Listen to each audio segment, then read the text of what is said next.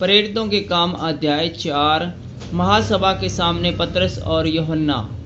जब वे लोगों से यह कह रहे थे तो याजक और मंदिर के सरदार और सदूकी उन पर चढ़ आए, क्योंकि वे बहुत क्रोधित हुए कि वे लोगों को सिखाते थे और यीशु का उदाहरण दे देकर मरे हुए के जी उठने का प्रचार करते थे। उन्होंने उन्हें पकड़कर दूसरे दिन तक हवालात में रखा, क्योंकि संध्या हो गई थी। परंतु वचन के सुनने वालों में से बहुतों ने विश्वास किया और उसकी गिनती 5,000 पुरुषों के लगभग हो गई। दूसरे दिन ऐसा हुआ कि उसके सरदार और पुरनिये और शास्त्री और महायाजक हन्ना और कैफा और यूहन्ना और सिकंदर और जितने महायाजक के घराने के थे सब यरूशलेम में इकट्ठे हुए। वे उन्हें बीच में खड़ा करके पूछने लगे कि तुमने यह काम किस सामर्थ्य से और किस नाम से किया। तब पतरस ने पवित्र आत्मा से परिपूर्ण होकर उनसे कहा, हे लोगों के सरदारों और पुरनियों, इस दुर्लभ मनुष्य के साथ जो भलाई की गई है, यदि आज हम में से उसके विषय में पूछताछ की जाती है कि वह कैसे अच्छा हुआ, तो तुम सब और सारे इजरायली लोग जान लेंगे कि यीशु मसीह नासरी के नाम से, जिसे तुमने क्रूस पर चढ़ाया और परमेश्वर ने मरे हुए में से जिलाया, यह मनुष्य तुम्हारे सामने भला चंगा खड़ा है। यह वही पत्थर है जिसे तुम राजमिस्त्रियों ने तुच्छ जाना और वह कोने के सिरे का पत्थर हो गया। किसी दूसरे के द्वारा उद्धार नहीं, क्योंकि स्वर्ग के नीचे मनुष्यों में और कोई दूसरा नाम नहीं दिया गया जिसके द्वारा हम उद्धार पा सकें।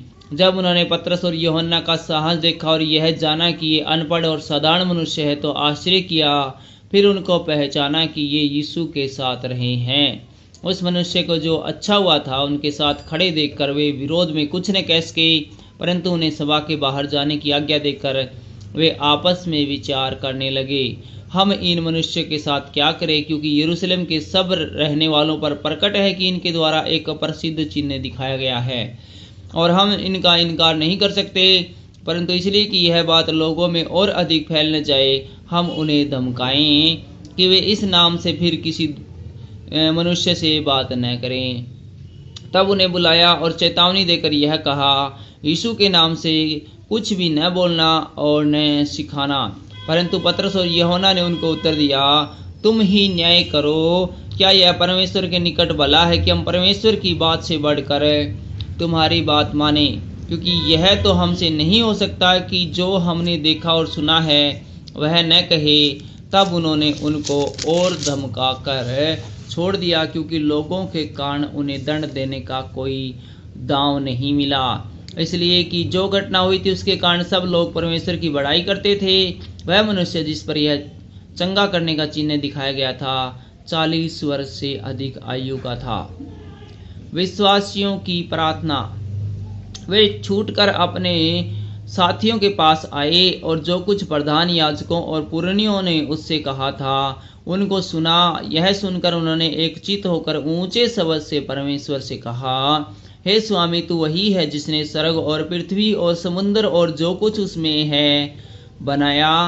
तूने पवित्र आत्मा के द्वारा अपने सेवक हमारे पिता दाऊद के मुख से कहा, अन्य जातियों ने हुल्लड़ क्यों मचाया और देश देश के लोगों ने क्यों व्यर्थ बातें सोची।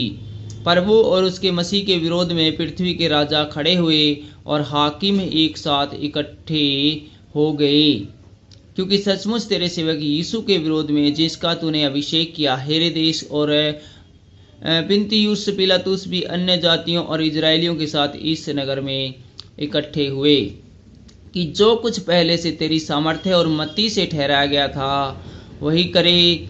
अब हे प्रभु, उनकी धमकियों को देख और अपने दासों को यह वरदान दे कि तेरा वचन बड़े हियाव से सुनाए।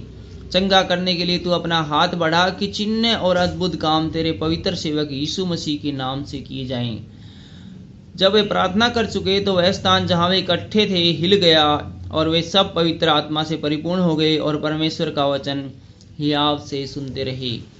विश्वासियों का सामूहिक जीवन। विश्वास करने वालों की मंडली एक चित्त और एक मन थी, यहाँ तक कि कोई भी अपनी संपत्ति अपनी नहीं कहता था, परंतु सब कुछ साझे में था। प्रेरित बड़ी सामर्थ्य से प्रभु यीशु के जी उठने की गवाही देते रहे और उन सब पर बड़ा अनुग्रह था। उनमें से कोई भी दरिद्र न था, क्योंकि उनके पास भूमि या घर थे।